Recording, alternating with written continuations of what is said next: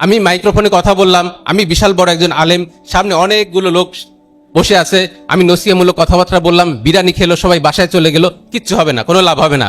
এইভাবে কখনো ইসলাম প্রতিষ্ঠিত হয় নাই। নবীগণ যেভাবে দাওয়াত দিয়েছেন সেইভাবে আমাদেরকে পায়ে হেঁটে হেঁটে যে দাওয়াত দিতে হবে, সম্পর্ক তৈরি করতে হবে। আমি যার কাছে দাওয়াত পৌঁছে দিচ্ছি সে কি আমার সঙ্গে কথা বলার, তার কি আমার সঙ্গে তাকে সময় দেওয়ার মতো সময় আমার হাতে আছে কিনা?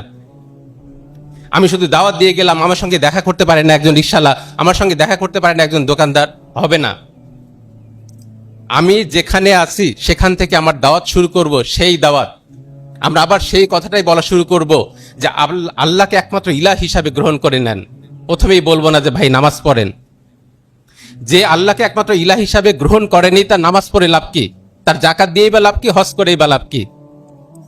যে ব্যক্তি শহীদ মিনার পূজা করে তার মসজিদে প্রবেশ করেই বা লাভ কি? কথা হচ্ছে দাওয়াত স্পষ্ট করতে হবে, ভেতরে তাগুতকে একেবারে বের করে দিতে হবে। ভেতরে তাগুত রেখে কখনো আল্লাহর দাসত্ব করা যায় না। অতএব আমরা আবারও সেই দাওয়াত পৌঁছে দিব যে আল্লাহকে একমাত্র ইলাহ হিসাবে গ্রহণ করে নেন, আর আল্লাহর রজ্জুকে আমরা শক্ত করে ধরবো, অর্থাৎ তাওহীদের সম্পর্কগুলোকে ভালোবাসতে শিখবো।